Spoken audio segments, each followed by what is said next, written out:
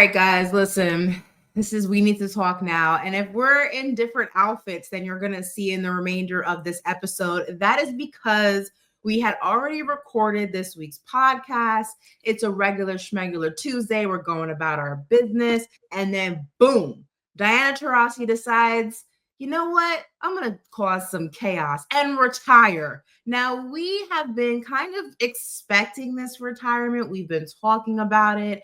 If you remember a bunch of episodes ago, we were talking about how the Phoenix Mercury were kind of alluding in some graphics and some ticket sale notifications and memos and everything in there that this moment could be coming. But girl, we thought it was going to happen at least during the season. Like, this is a regular Tuesday, February 25th. But here we are. Diana Taurasi, one of the greatest to ever do it, has officially retired from the WNBA. I think of her as the White Mamba. That is the nickname my GOAT Kobe Bryant gave to her.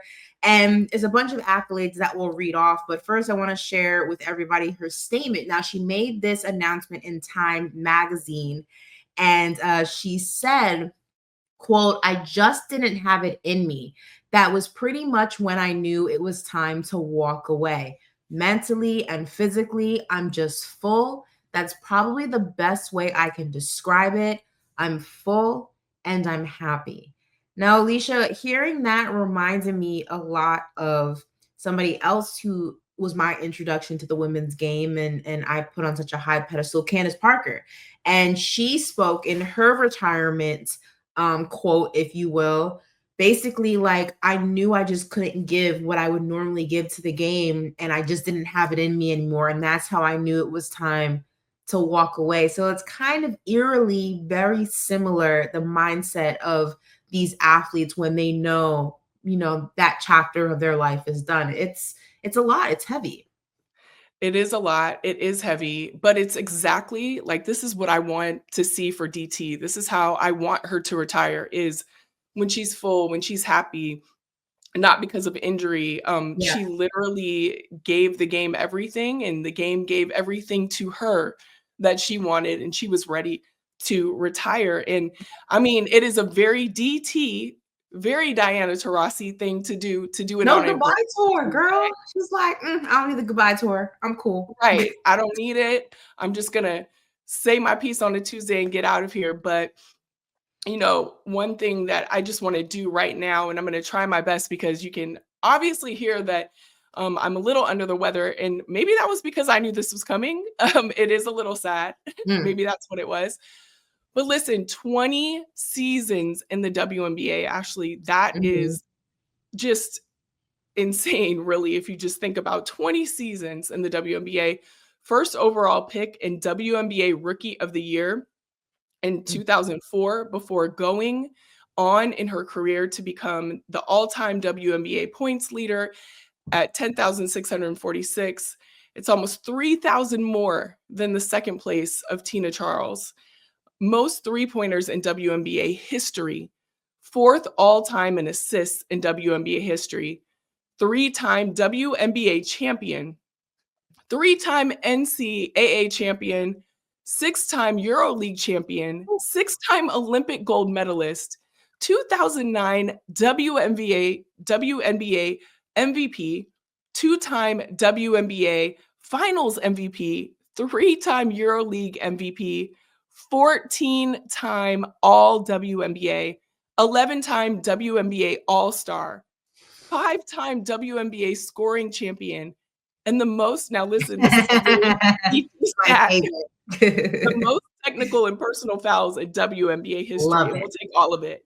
Love it. I love that. I love seeing, there were so many moments that I can just like vividly see in my brain right now of her going nose to nose with somebody. And, outside of what she was able to do on the court as an athlete, just her tenacity and her fire, her passion for the game, her kind of no BS mindset, it just makes more and more sense as to why Kobe gave her the nickname that he did, because that's the way he played the game. And there were a lot of people who have been coming out and speaking on this retirement in the past few hours since it's been announced. And one of those people, obviously, is Gino Ariema, who said, quote, until someone comes along and eclipses what she has done, then yes, she is the GOAT. Obviously, he coached Taurasi in the Olympics in 2012 and 2016. And we have a longer quote from Gino. Now, bear with us. It is long, but I think it really just puts into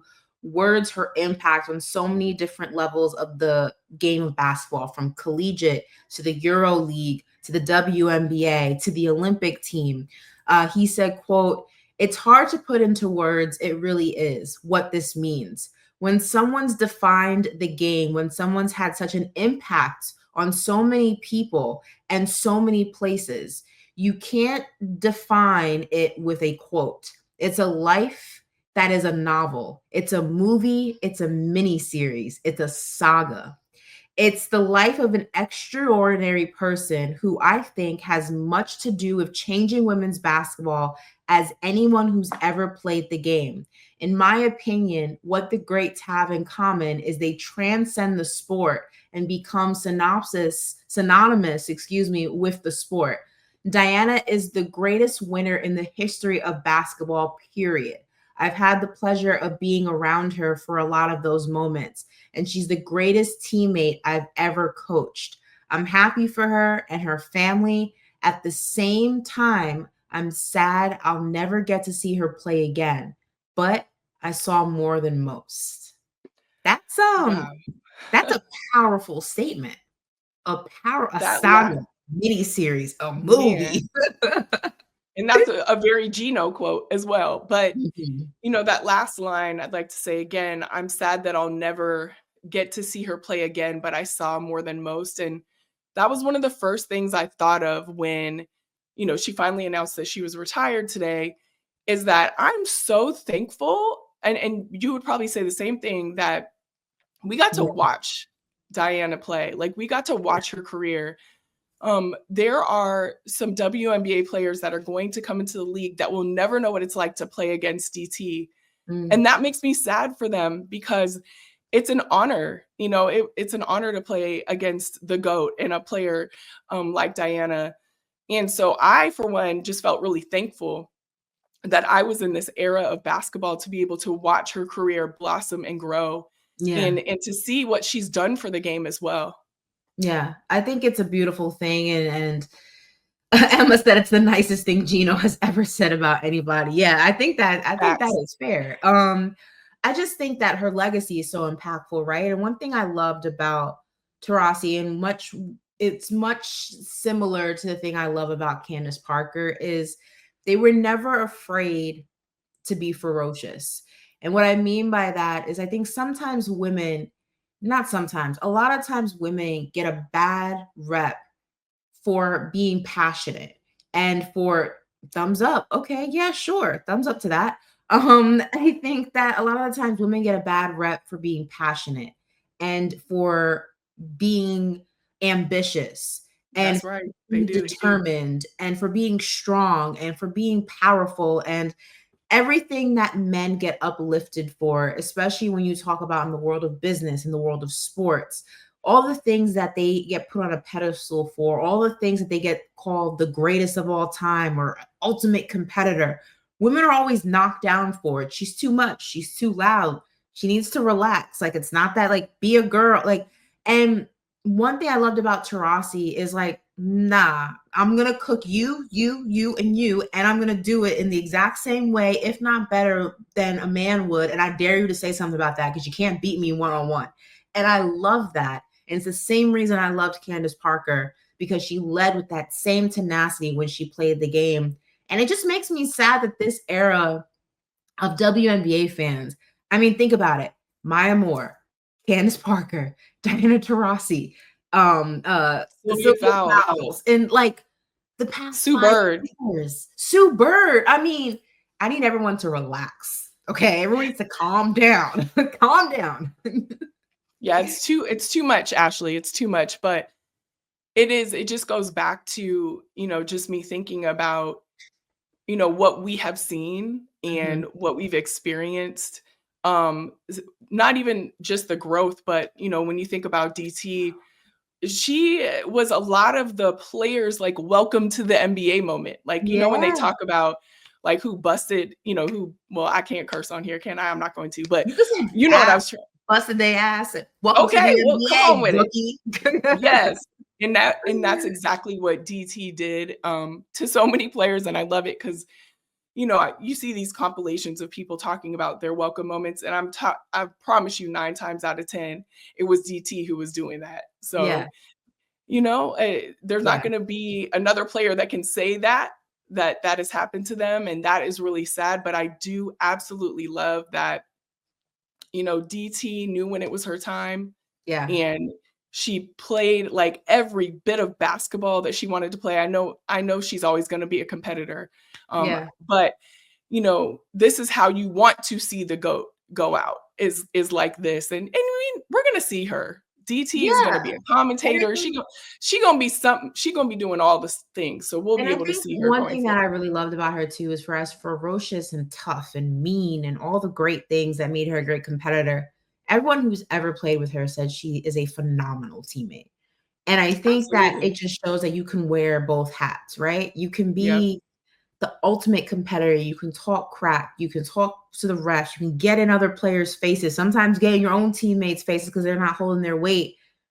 But you can be so respected and held in such high regard that every single person that you ever played with has only the best things to say about you. And I think that if it's one thing I want this next generation of WNBA players to take from the women who we just mentioned who decided to walk away from the game in the last 5 years is there's going to be a lot of chatter and noise about you're too much, you're too this. Just play your game. Go out there and be a competitor.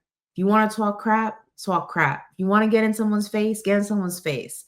If you want to be aggressive down low, be aggressive down low. Like, don't let people dictate the type of player that you are, because as we can see, the legends, the GOATs, the people that were sad when they walk away from the game, they didn't care about none of that.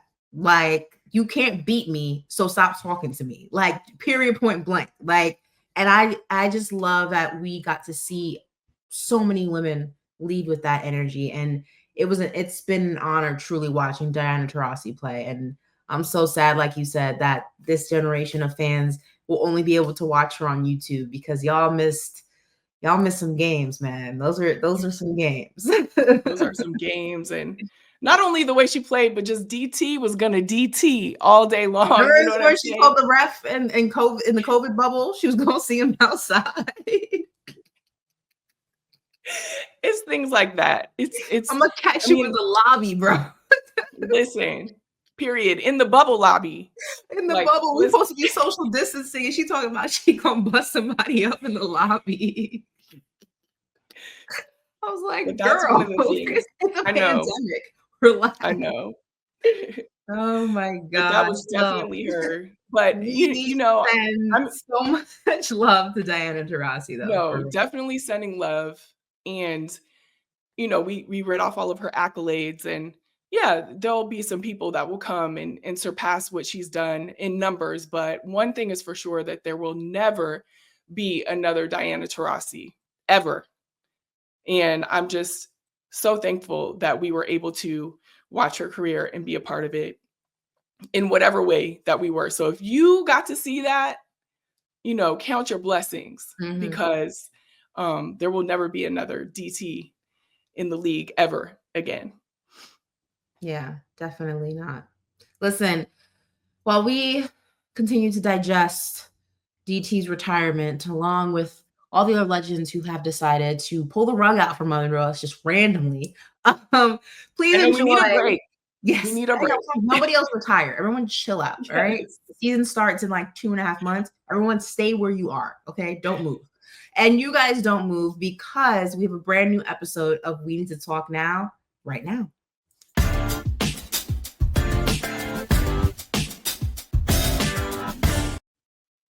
Welcome to We Need to Talk Now. I'm Alicia J, and I'm here with Ashley Nicole Moss. As always, how are you doing, Ashley? I'm good. It's Monday, so yeah. I feel like it's the Monday-ist of all Mondays. It is the most Monday-ist Monday in the history of Mondays. Yeah, say that 3 times fast. Well, I will say that I'm happy that we're sitting down and having a pod on this crazy Monday so we can talk about all the crazy things that are happening in women's sports. A women's college basketball vibe check. We're going to open up with that because, I mean, how could we not? Who do we think is the number one team in the nation after Notre Dame's 19-game win streak rather was snapped on Sunday, which was a crazy game. If you didn't catch that, take a look back at that. We're going to have a Black History Spotlight honoring Alice Coachman, the first Black woman to win an Olympic gold medal. Some amazing things there that I honestly that I learned today, if I'm being honest. So we're gonna take a look at her amazing legacy. We're gonna break down the trade between man. I don't even want to say this because it was I don't know what they're doing, but that's a little preview to what we'll be talking about. But Came out of between nowhere Washington, too. It's just like we were all minding our business and just like boom, okay, sure, I guess. right. So the trade that came on the scene between Washington and Chicago, we'll get into that for sure. And then Seattle, man, they're building quite a squad there. So we have to talk about that too, because I think they kind of done it on the low, actually. So we'll break that down for sure. Little sneaky squad, as we'll call it. Before we dive into everything that Alicia just laid out for us, we have to remind you, as always, to tap in with us on all of our social media platforms. They are listed below: Insta, TikTok, Twitter. I'm not calling it X. I refuse. I know sometimes y'all get mad at me and say, it's X. No, it's Twitter. And as always, if you miss any of the episodes, any of the interviews, any of the behind the scenes kind of cool special edition podcasts that we do as well, you can find them all on YouTube, but you got to subscribe and do all those things there to make sure you get those notifications. And if you are someone who likes to listen to your podcast instead of watching them, we get it. Sometimes you need your hands free and all that good stuff. Scan this QR code right here and we will pop up wherever you get your pods. That's on Spotify, that's on Apple Podcasts. So there is absolutely no reason to not be tapped in with us right here at We Need to Talk Now. Absolutely. We're always going to talk about everything that's going on in women's sports. And it was another big week, I should say, because I feel like every week has been big. So we're going to give you a little rundown of everything that's going on, starting off with Napheesa Collier is reportedly giving away half of her $200,000 that she won for the first ever one-on-one competition that they had on or in Unrivaled. I loved watching that, by the way. I thought that was so good. And it's also been seen that the NBA might be adding that to the All-Star break next year. Well, if they, we can only all dream, I'm saying, Ashley, all I'm saying is something needs to be done. Okay? Oh no, I agree with you, girl. Maybe it's the one-on-one. Maybe we need to. I've been asking for a one-on-one competition for like 6 years. So yeah, but it's important to know that the 200,000, the portion of the 200,000 she's going to give away to her training and performance staff, which is so cool. Obviously they work so closely with the players and they're getting them ready for all of these games and one-on-ones and all of these things that they do. So it's really cool that she's giving back in that way. Jordan Childs and Asia Wilson were named Time Woman of the Year. And it was just a really, really fun article. If you haven't caught it, them together, hilarious and also just really cool to see them, interact and also win this, Woman of the Year award from Has Time. It been so a year already since the last one? Or am I losing track of time? I know I lose track of time all the time. So because it was Athlete of the Year. I was like, I know I'm not tripping. I saw Caitlin Clark on the cover of that Time magazine cover. Yeah. I was like, has it been a year? Am I losing my mind? Okay. Thank you, Emma. I got really scared for a second. Like, no, you're not losing your mind at all, Ashley. Okay, I understand. Trust me. I have one of those moments like once a day, every day. So I'm with you. Yeah. But another exciting story that I love this week was the Toronto Tempo named two-time WNBA champion Monica Wright Rogers as their first general manager. So can't wait to see what they do with that team. It's going to be really good. I'm actually really excited. I love the name first and foremost. I know that we've talked about the different names of the confirmed expansion teams and the ones that are maybe on the horizon. I actually really like Tempo a lot. I'm excited to see what they do with the team and just like the branding and all of that stuff. But speaking of a team, there may be a team that wants to bring the WNBA to Boston. Donnie Wahlberg, one of the Wahlberg brothers, you may have heard of his brother, Mark Wahlberg, and former NBA player Michael Carter-Williams have said they are open to even buying an existing franchise and bringing it to Beantown, which would be interesting. Boston, listen, I'm obviously a New Yorker, so I can't give too much love to the city of Boston and Boston sports. But I will say this. Boston does not play about their sports, and I respect that. And a WNBA team in Boston, in such a sports town, would be great for not only that team, but for the league. So I hope that they're able to make this happen because I feel like that would be a really, really great thing. Updated tennis rankings are out. Our girl Coco Gauff is third.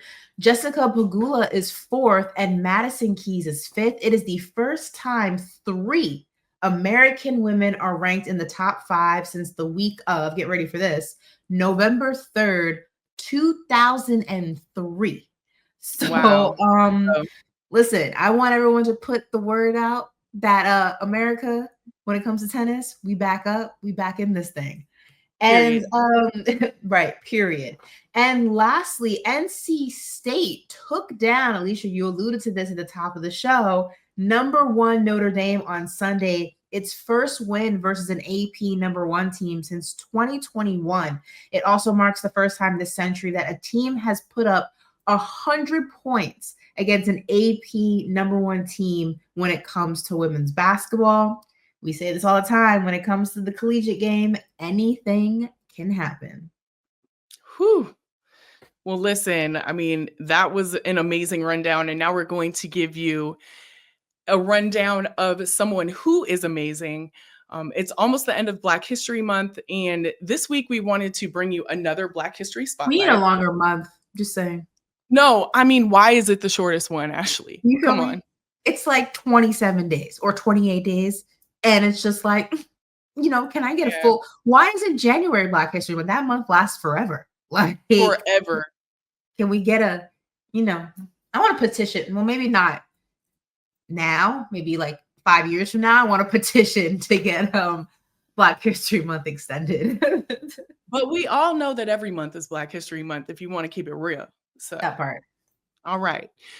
But this week, since it is, I guess, the technical Black History Month that is short, we do want to put a spotlight on someone absolutely phenomenal in every way, and that is Alice Coachman. She was born on November 9th, 1923 in Albany, Georgia, and was the first Black woman from any country to win an Olympic gold medal. Wow. So that's amazing. I mean, growing up, she grew up in the segregated South. The feat is even more remarkable, considering she overcame discrimination and unequal access to sports. And, she's just inspired generation upon generations of Black athletes. So, when she was training, she would even train barefoot through dirt roads to increase her stamina, and created a high jump crossbar out of rope and sticks to practice jumping. Wow. Her parents weren't supportive of her interests, with Coachman saying that her father wanted her to be more like a young lady sitting on the porch.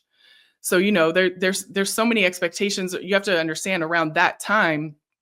That was what was expected of women, and so not only was she going up against segregation and all of these things and not having the proper things to train with, but also just the ideals of the time that were going on. So she won the first of her 10 consecutive AAU outdoor high jump national titles in 1939 at age 15. Wow. The 1940 and 1944 Olympic Games were canceled due to World War II, meaning that Coachman's introduction on a world stage had to wait. So just imagine training for, to be out there and to get, your first gold medal and everything, and then you have to wait.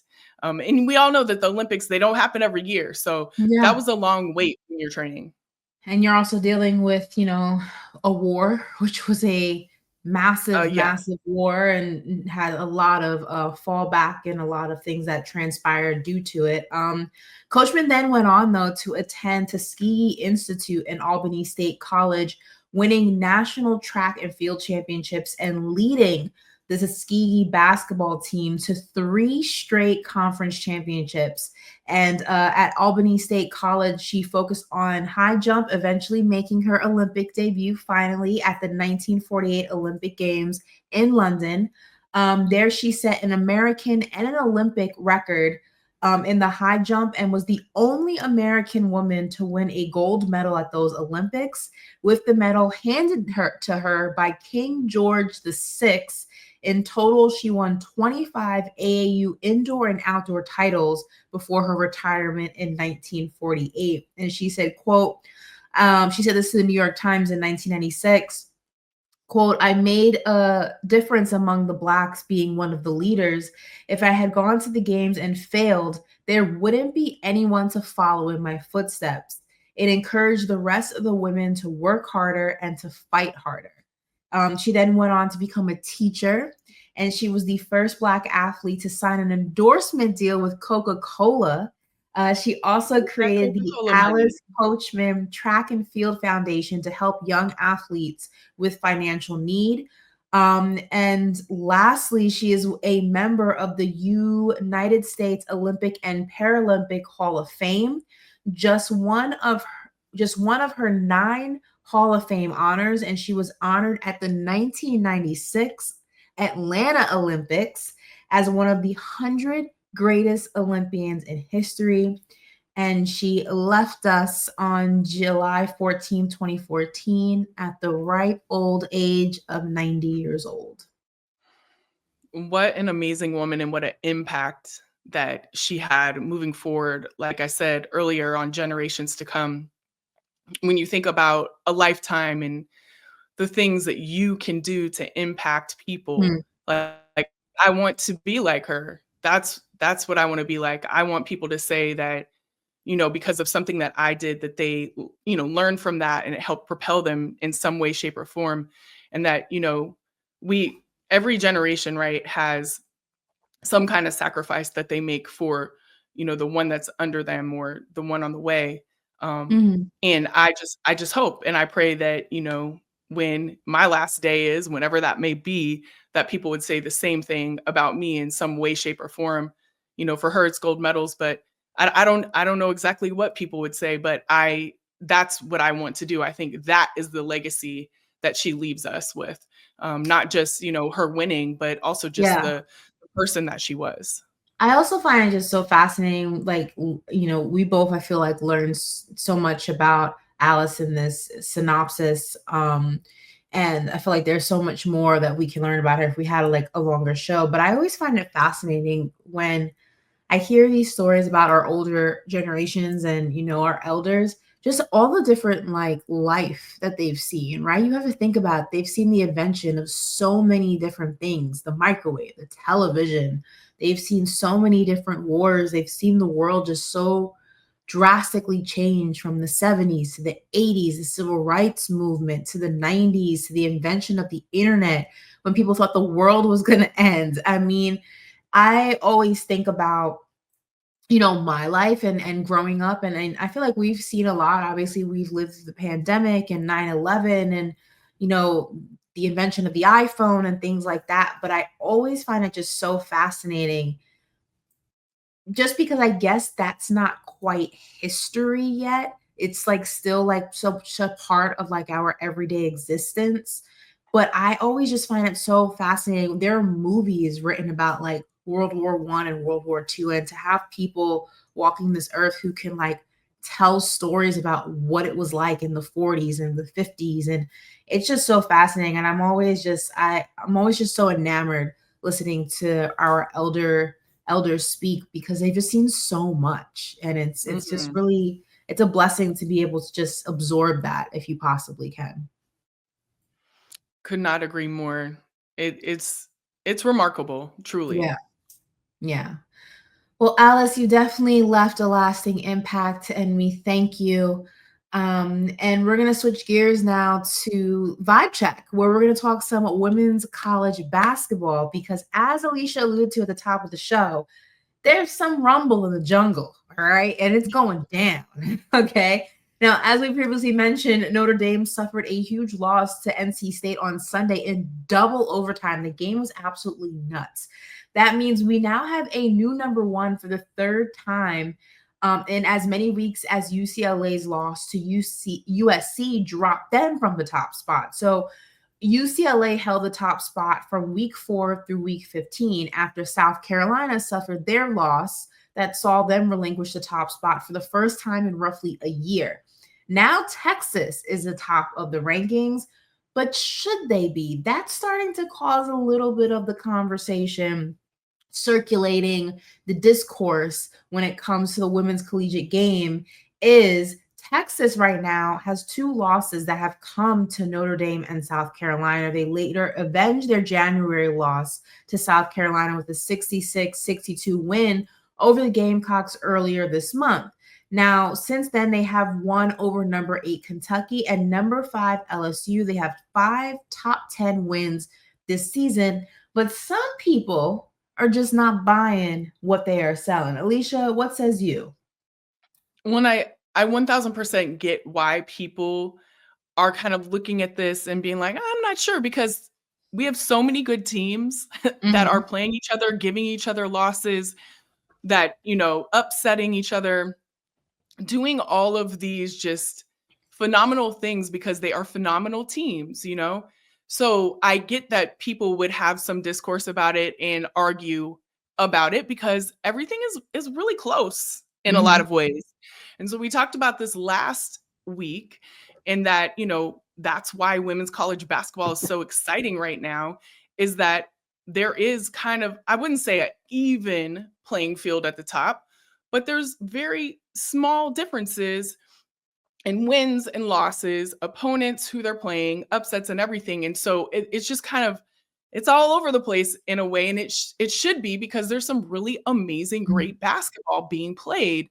Now, do I agree with Texas being number one? I would say yes, because you already outlined a lot of it, but just to kind of like button it up, they've won 4 consecutive games against ranked opponents. 3 of those were top 10 teams, 10-game winning streak.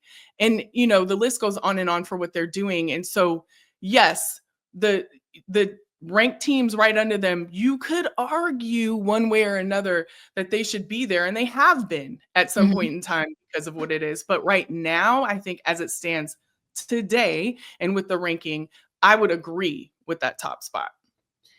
Yeah, I think the rankings is always hard, right? Especially when you talk about this particular year where everything is separated by just like a loss to this team or a win against this team. And I think that as we get closer to March, it kind of sorts itself out. But this also just speaks to the ebbs and the flows that I feel like a basketball season, especially when you talk about the collegiate game, is, right? It's not how you start, it's how you finish. And it's about how consistent you can be in the process. And just because you're number one week 3 doesn't mean you're going to be number one week 10. There's a lot of competition. There's a lot of desire to be number one. There are a lot of upsets. There are a lot of expected outcomes. So for me, I actually don't have an issue with Texas. Now, I can understand somebody making the case for Notre Dame. I do think it's a little odd sometimes, right? With the way that the AP polling works. You have a team that says, for example, Notre Dame has 3 wins against top 10 teams, USC, Texas, and UConn. So you would think that um that should give them a little bit of leverage to be able to lose a game against another top 10 team and not completely take them out of the top spot. I do think that's where it gets a little sticky. People feel the same way about college football. It's like, well, okay, we have 5 wins against top 10 teams. We just lost one, and now all of a sudden we're no longer number one. How does that work out? So that's the only thing for me where it gets a little bit muddy and murky is like, I feel like there should be some grace given to a team that has been a top dog against other top dogs for a big chunk of the season. And one loss shouldn't completely knock them out of contention. With that, I would say I still think that Notre Dame should be number one just because of what they have done throughout the course of the season. I don't think it's necessarily, and I feel like this about any team, it's not necessarily the right formula for me that one loss takes you out of contention when you got 5 on your record against top 10 teams. It's a little weird. Yeah, I mean, I can definitely see the case for that. I personally, like I said, I'm with Texas on this one, but yeah, I don't mind it. It's Listen, they fought for that win, so yeah, but it has been changing every week, and I actually love it. I mean, me too. There are some amazing things to be said about, like, for example, what South Carolina did, how dominant they were, how they didn't lose a game. You knew that when they were going into the tournament that they were going to win, that they were going to win. I mean, it was a pretty unlock, and that's great. I'm not saying that that's wrong or anything like that, but I do love this too. Like, I love that there is a battle every night. Anyone can get it, like, it's just, I love seeing that. So definitely going to keep an eye out on the women's college basketball game, as we always do. But we got to talk a little WNBA, Ashley, because over the weekend, the WNBA offseason continued to break the internet, this time with the Washington Mystics finally jumping in on the action. And it's so hard for me to even break this down because a lot, girl. It's a lot. So they traded Ariel Atkins to Chicago in exchange for the number 3 pick in the 2025 WNBA draft, as well. This is the part for me, as well as the rights to swap 2027, the Sky's 2027 second round pick. So in addition, they put that in there. So the deal, the Mystics general manager, Jamila Weidman, told ESPN, in many ways, this is a clear reflection, or actually, let me quote it specifically, in many ways, a clear reflection of our commitment to build towards a new era. So the Mystics now, which this is crazy too, have picks number 3, 4, and 6 in this year's draft. Should they retain them, it would be the most first-round selections in franchise history. So when you look at this, Ashley, and you look at what they gave up for, Atkins, and I want to say before we get into this conversation, phenomenal player. She brings a veteran presence. This is not a reflection of who she is, but just the parameters of this. What are your thoughts? The pick is making me uneasy. I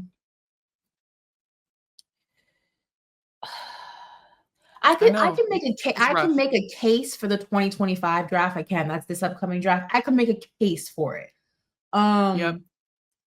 I'm somebody who really believes in building through the draft, though. But sometimes, when you build through the draft, you always have to then move with the state of mind that there is a developmental process when you have young players that are added to your roster, right? So you think about it.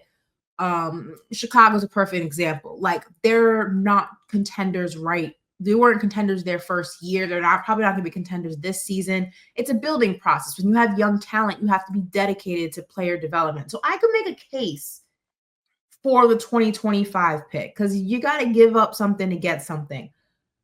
But 2027, I mean, we're talking about 2027, God willing, like Juju Watkins is going to be in that draft and like so many other for a player that might not even stay in Chicago just seems, I don't know. Right. I mean, she's this sticky. I don't know.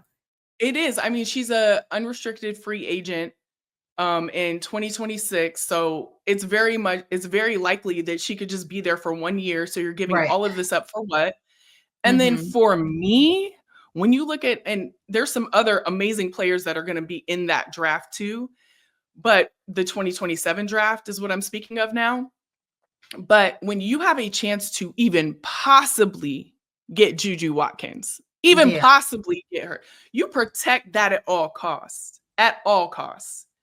So you, again, no shade to the player that she is, but when you look at the franchise, what they're trying to build now and later, they gave Yeah. up way too much in this, way too much. Yeah. I don't know. It seems like it was a move to try to immediately impact your team without Mhm. thinking long term, and that I feel like is always a mistake. And again, want to make sure that we clarify, Alicia and I are not dissing Ariel herself, just kind of perplexed by the decision in regards to her, just because you want to think long term, especially we're not even talking about her going to a team, say, who's a good example? The Aces, right? That's a little bit of an older team, and they only have their window's a lot smaller to capitalize on all of their core pieces to win again and to do that within a certain time, right? That's different. That makes sense. I get that because you're not thinking 2027. You're thinking right now because we got players on our team that are closer to 30 than they are 21. I get it. That makes sense. Chicago, that's a young squad. Like that's a Very much. young team. I don't know. I don't get it. Yeah, well, maybe they know something we don't, Ashley, Maybe. because Yeah. I don't know. Maybe we'll get some answers in that will make us feel better about it. But something that we have seen and we know to be true is that Seattle is building a squad. Like they've had Mm, quite the free agency. Within the last week, another player that has signed with them is Katie Lou Samuelson. So she is now with their squad as well. So returning to the team that she played for in 2021. And that's actually the case for quite a few of their players. They're like returning to a mhm. team that they've been on. So like I said, she's the latest player with Gabby Williams, Alicia Clark, who's also making her return. Erica Wheeler is one of the team's acquisitions that they got in the offseason as well. And when you look at, the players that they already have, they have NECA, they have Skylar. I mean, and the list kind of goes on and on. Do you think Yeah, that they they're kind traded of for like Lexi the Brown sleeper team? too. Yeah. So do you think they're like the sleeper team? I mean, I don't even know if it's a Yeah, I sleeper at this point. mean, They're showing us. they've been able to really do, and Emma says they also have the number 2 pick in the upcoming draft. Listen, they they're building a nice little squad and they're doing it in a way that's not flashy, that's not over the top. It's smart. And in direct contrast to what we were talking about with Chicago, they're not only preparing themselves for the immediate season, but I also think that they're thinking long term too. What pieces can we have on our roster that are foundational pieces that we can either flip for something else or that we can help build around someone else? And I think that's actually the best way, if possible, to build a roster out. But I mean, this is a stacked roster. I'm very impressed by this squad. I actually think this is a team that obviously health and things all provided. We obviously can't predict the future, but in the perfect world, this team can go far in the playoffs. Like this is a playoff contender for sure. It is. And I think also one thing that we haven't mentioned that I think is huge for this team as well is the chemistry, right? Mm. So Hmm. I thought they had a really solid team last year and they had a lot of the pieces that they needed last year. But, we don't know exactly what happened, but there's something going Hmm. on internally that was, also a, player on the team as well, right? Like we Is the don't know lawsuit still exactly what was pending? going on. I'm sorry? Is the lawsuit still pending? Has it been resolved? It's still, or it's not lawsuit. Is the An investigation investigation. still open? I don't know if it is or not. Maybe Emma. No, No, it is it's not. closed. Oh, okay. So with that chapter, we don't, again, not knowing exactly what happened specifically, right? Because we weren't there. So we can't tell the story, but knowing that that is kind of in a way behind them, right? Mhm. If the investigation is not going on. And then also, Joel Lloyd said, "Hey, I want to be traded." They found a way to do that in a great fashion for their team. And I just think that chemistry and also kind Mhm. of like not having that going on in the sphere of the Seattle Storm is one of the biggest things that is going to propel them this year. So, really excited to see how all of these players, either returning players that are Mhm. coming back to play at this place that they love, because a lot of the players love playing in Seattle because it is a WNBA town, straight Mhm. up. And now they have this amazing, beautiful facility that was the first of its Mhm. kind. And there's so many things. And I just really hope that that part is something that helps them more probably than anything is, having these amazing players, but also having the environment that will produce, these wins and championships and things of that nature. Cause we know that that's very important. I've never been to Seattle. Have you? Yeah. So, I grew up in Portland, well, Yeah. Beaverton and Portland. And I had a family that lived in Seattle. So we went to Seattle all the time. It's about a 3.5 hour drive from there. So I love Seattle. I love the Yeah, cool city. city. Like good basketball city. I mean, I know Seahawks fans speak very highly of Seattle. Yes. They should. Yeah, Seattle is great. And I actually would love to see the Sonics return to Seattle. That's always been something that I'd love to see. But it's a great city. I mean, I'm not going to front. It rains a lot, just like Yeah, yeah, Oregon. yeah. So if you I don't I like heard it's that, a lot of rain. Get to- yeah. But it is beautiful. There's so much to do in the city, and it's just a really nice town Yeah. to visit. So definitely check out Seattle, Ashley. I might have to. Listen, now that Seattle has Yeah. this squad, I'm here for it. And listen, speaking of squad, we're gonna shift gears to a different sport real quick, and that's all about skiing because Mikaela Shiffrin further cemented her name into the history books, and I'm gonna tell you why. She took home World Cup win number 100. Yes, you heard that correctly. Number 100.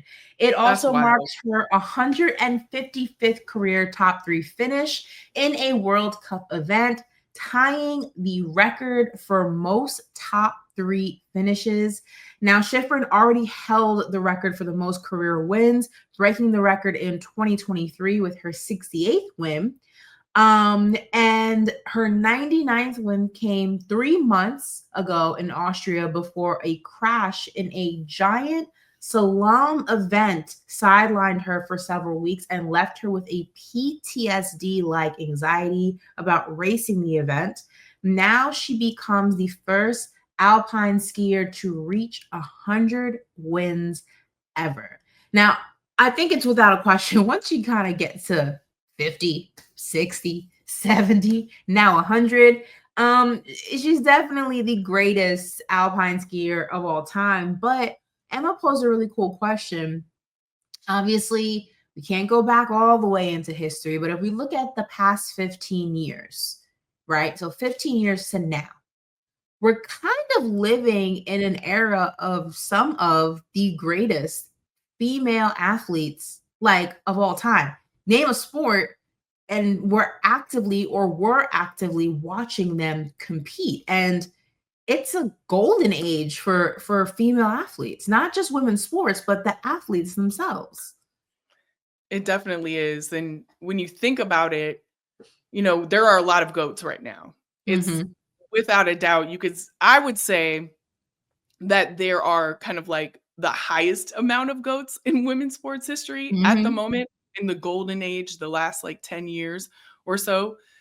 But I don't know if I would specifically say that the greatest female athlete of all time would be in the last 10 years because it's hard for me when I look at, I mean, we were just talking about Alice Coachman and how she had to overcome so many different barriers to Mhm. win that first Olympic gold medal. And she had to train, and with her bare feet and Dirt things of roads, that yeah. nature. And so when you look at those aspects of Mhm. athletes, Mhm. back in the day, I'm not negating anything that women athletes do now because, they train, they do all of the things, but there were these extra layers And they still have to deal with them to a certain extent today, but like on the level that they had to deal, that like Alice had to deal with them, and Mhm. not having the proper like training tools, but still Mhm. excelling in her sport. So like I probably would pick a greatest of all time from that type of time period, because you're really overcoming like so Yeah. many things that set up the stage for all of these goats to emerge and be able to emerge in the way that they do. So yeah, without a doubt, the most goats that we've ever had. But I don't know if I could pick like one overall goat from this golden age.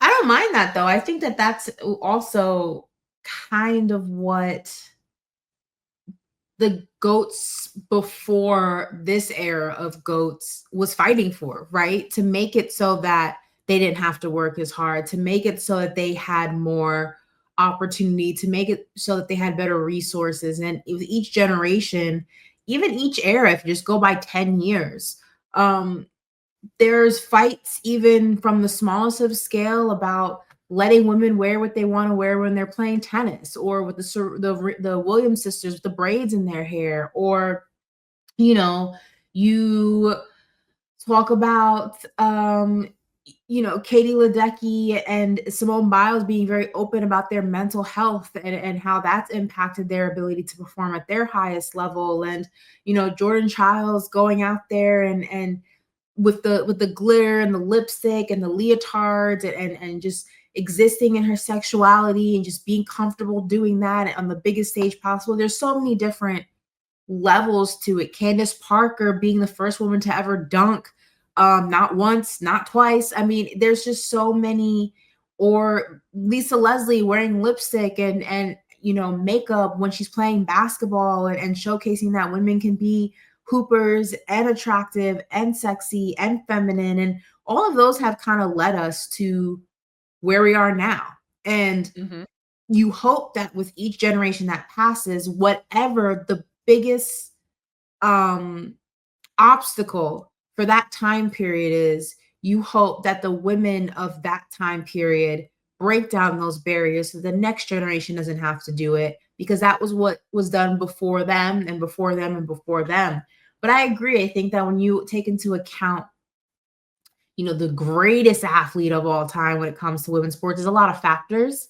I do think though that we are living in an era where we just have so many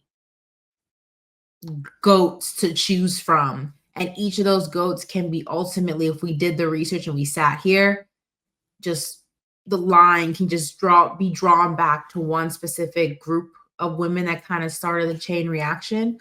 But yeah, I love to see the direction that women's sports is headed. Yeah, Emma, you're right. And the US women's national team fighting for equal pay. I mean, the list goes on and on. I mean, there's just so many different fights that have transpired in the past 10 years, 15 years, 20 years that have ultimately led us to where we are now. And not to mention that there are a lot of these athletes that have paved the way, right? And helped kind of us get to where we're at now, that, Yeah. their records haven't been broken. Like FloJo's record from 1988 has yet to be Mhm. broken, So there's factors like that too, but it is such a beautiful thing to see. I'm so happy to have been able to see kind of like both, like the building Mhm. of it, but also to see the celebration of it in a way, with all Mhm. of these women who are achieving and being goats in their field. And it's just going to get better. It's just going to get better. So, whew, what a time.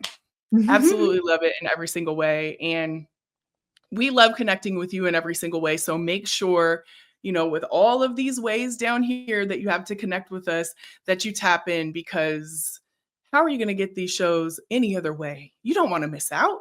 You know what I'm saying? Mhm. We're on YouTube.